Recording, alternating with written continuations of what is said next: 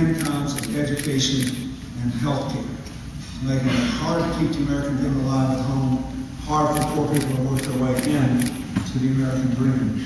The whole idea of America is that if you work hard and play by the rules and do your part, you can do fine and your kids can do better. And we can accommodate all kinds of diversity and be a nation of immigrants and learn to live with each other because we've got a set of rules here that when people follow them, they work. That is in question for millions and millions of Americans. It's a big problem around the world. In this so-called recovery we've been in for the last 6 years,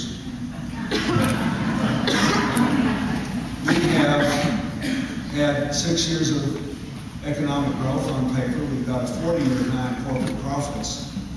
Worker productivity has gone up every year, so it means working people are doing their part. But the median income, the ones in the middle, have declined $1,000, while the cost of health care, housing, transportation, and college education have gone through the roof. We've had an increase in poverty among people working full-time in this economic recovery. We've had an increase in the number of people working full-time and their families losing their health insurance. Persistent inequality. In health care, premiums have gone up 6.5 times the average wages, nearly double, and over half of all the bankruptcies in America in this decade are caused by health emergencies in families that couldn't do it.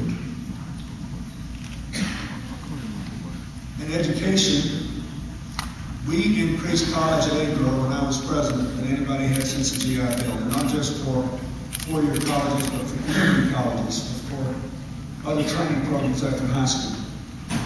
And it wasn't rocket science. Ever since the 1990 census, we've known that if you get out of high school and get at least 2 years of post-high school education, you've got a better than 50% chance of getting a job and growing income.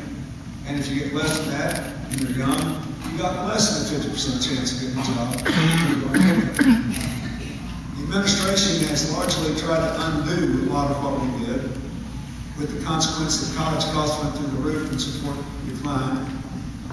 And now, unbelievable in America, if you graduate in the top 25% of your high school class, but your family's in the bottom 25% of income, you don't have as good a chance of going to and graduating on time from a four-year college as if you graduated in the bottom 25% of your class, but your family's in the top 25% of income. That is not America. We've got to change that. We've got to deal with these problems. We've got to restore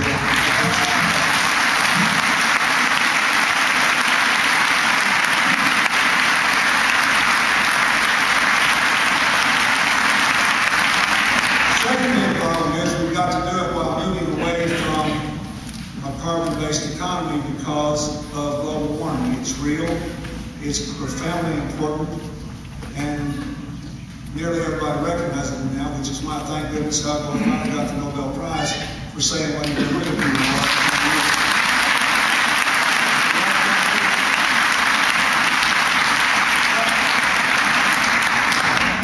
We can do everything we're supposed to do, and if the Chinese and the Indians and the other countries that are newly rising, like the Vietnamese and others, if they don't change, then they'll run out the planet anyway without our help.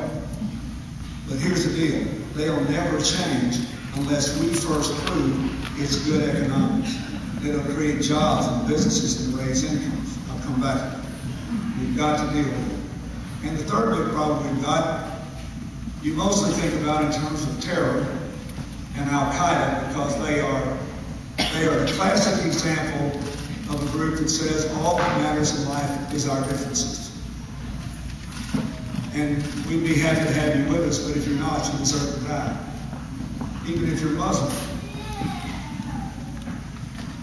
One of the reasons that we've been some progress in western Iraq and Sunni areas, besides the fact that ethnic cleansing has largely occurred, is that the Al-Qaeda crowd there started cutting off the heads of local tribal leaders who actually wanted to be part of Iraq, instead of fulfill their agenda to just wreck everything they could. That's the ultimate example of a group that says all that matters is our differences. But in an interdependent world where we can't get away from each other, there are lots of other problems. You remember the other day there was a story in the press about a British terrorist group that wanted to put explosive chemical in a baby bottle, describes it as infant formula, put it on an airplane and blow up a plane coming from Britain to the United States. Remember that? That just made the hair stand up on the back of my neck. Because my daughter has to fly a lot in her work. And so that's a characteristic of the modern world. If you're independent, you can't get away from each other. Just a few people who think all that matters are our differences can cause a lot of damage. Now, I think it's highly unlikely that this new century is going to be anywhere near as bloody as the last century was in political violence. Before we just get too panicked about this, remember how many people died in World War I? 12 to 15 million, and that many other non-combatants. About 15 to 20 million in World War II, that many other non-combatants. 3 million in Korea, 3 million in Vietnam, 4 million in the Congo, 3 million in the Nigerian Civil War, millions in the Chinese Cultural Revolution, 6 million in the Holocaust, 20 million in the former Soviet Union and Persia. I'm already at 100 million, and I've forgotten what Holocaust. We're going to have to go somewhere and kill as many people through politics as died in the last century. The difference is, this time, we all think the victim could be someone we know and love. So, we have to find a way to manage our differences. And it's easy to say and hard to do. That's really what's at the root of all this ambivalence and difficulty in managing the illegal immigration problem. We're a nation of immigrants, but we're also a nation of laws. We want to welcome people here, but we need to know who's coming into this country now and where they are, just to manage the terrorists. So the world that we face has first to deal with making America better at home. We've got to restore the economy, deal with health care, deal with education, make this country a modern, vibrant, innovative, successful country again, where the American dream is within reach of it. And then we've got to do what we can to change the way we get rich and the way others follow us, so we're leaving a planet that our children and grandchildren will be proud to live in. And we have to do it in a way that enables us to manage our differences instead of being destroyed by them. That's the world we live in. That's the world I see from the grassroots up in America and around the world. Now, in that world, the most important thing I can tell you about Hillary is that about a month ago we celebrated our 32nd anniversary. And what I want you to know is, based on my life as a president, a former president, and everything I did before, if we had never been married, and she asked me to come here today to appear for her, I would do it in a heartbeat. Because I believe that in my lifetime as a voter, 40 years next year, in my lifetime, I believe she's the best qualified non-incumbent I ever had a chance to vote for president. The best suited for this time. And so I'm going to tell you why. First thing we've got to do is restore America's standing in the world. We're in trouble.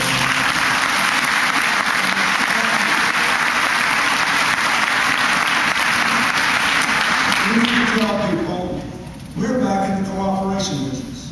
We know there's hardly any problem we've got we can solve alone. The most effective thing we do to deal with terror is cooperate with thousands of people every day all over the world. Intelligence, law enforcement, tracking money. Over 95% of all the people who have been arrested before 9/11, when I was there, and since 9/11, for planning attacks on America, were arrested by somebody somewhere else in other countries working with us. We've got to be back in the cooperation business. We need to tell the world we are going to cooperate whenever we can, act alone only when we have to.